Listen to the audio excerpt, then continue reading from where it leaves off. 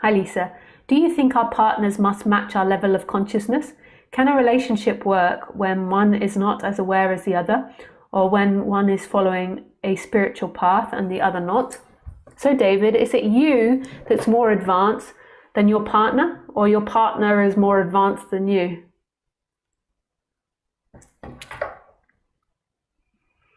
My relationship didn't work out that way. Well, I feel it was partly because she was not that conscious in some... Oh, okay. So she was the one that was less conscious than you in some regards. She was too attached and sometimes tried to manipulate without realizing that. But if you get into what I say about law of attraction, and if you listened to my story earlier, then you would be open to the fact that you attracted that because there was something in you that needed healing. But I feel I really loved her, and I don't know if I want to go back with her or not, she wants. I have trouble taking decisions, and this one is particularly hard. I think that that you need to look at it as what is it you're learning in that situation.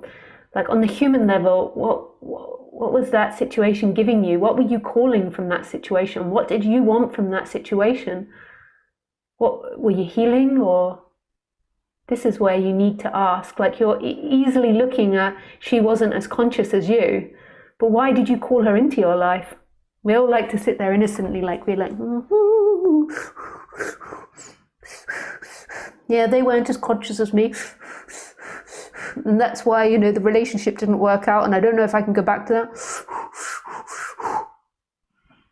Why were you attracting that? That's what you need to be asking. What were you calling into healing? And then that will give you the answer as to whether you want to go back. And make sure when you make the decision about going back or not, you do it when you're in an open-hearted, open place. You're not out of fear or contraction. Never make a decision when you're in darkness. Wait until everything passes and then see what makes your heart sing. And then make the decision. We so easily make decision out of fear and negativity. Thank you, David. Hi, Frank. Hi. Did your healing happen in the moment in your relationship, or did it happen afterwards? Thanks, Lisa. It's normally it seems like a gradual thing, healing.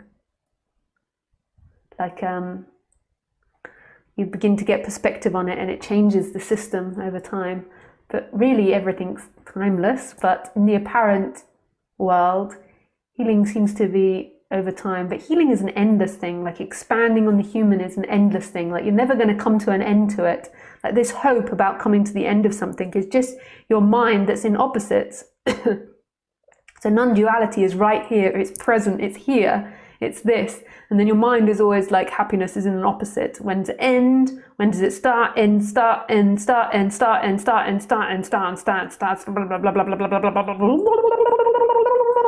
Here we are. So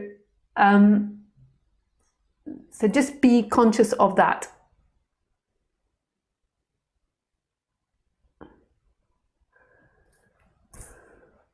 This life is about expanding, and be humble, everybody.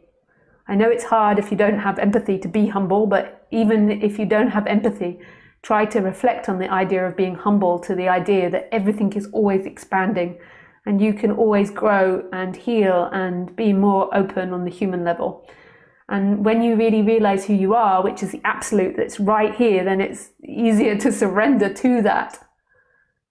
But this is an endless process on the world level, endless. It never ends. It never ends. But your freedom is right here, right now, in this. Your freedom is the consciousness in which all of that appears. And you don't need to be a perfect human. You don't need to have it all sorted out or all fixed. It will happen. It's part of the adventure. It's part of the journey. All these things will be sorted out and worked out and ironed out and then get crumpled again. In the beginning, you need to iron out the human to a certain extent in order for this realization, for this energetic shift that you are consciousness. If you're deeply suffering, it's impossible to hear because it's like you're deeply contracted. So you've got to relax the person to an extent, and when the person's relaxed, then with this energetic shift that happens where it's suddenly known. That's what's called awakening, I suppose. I don't know what people call what anymore. And sometimes you can have mini awakenings where it can be like, and then these energetic awakenings. And it's expansiveness. It's not even about having the chakra balance, because you can have immense pain and discomfort, but the consciousness can be everywhere. Your feeling can be of being everywhere.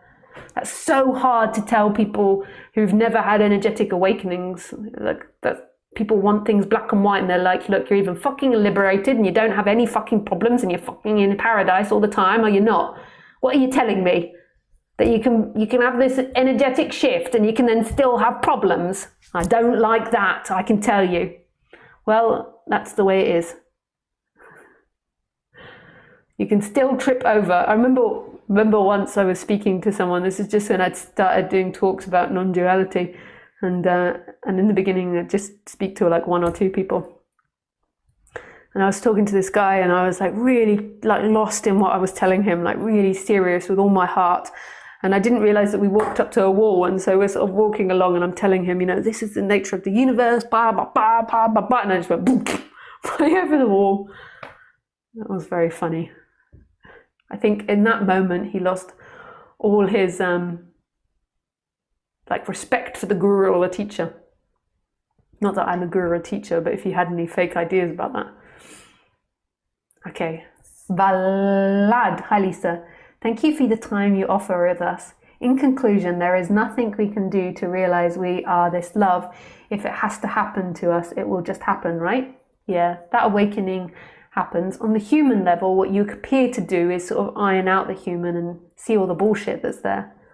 But yeah, like the consciousness will shift when it shifts.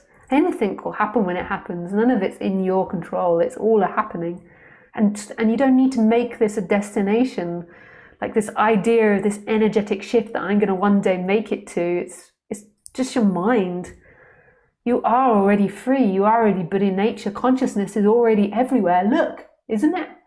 Consciousness is not in there.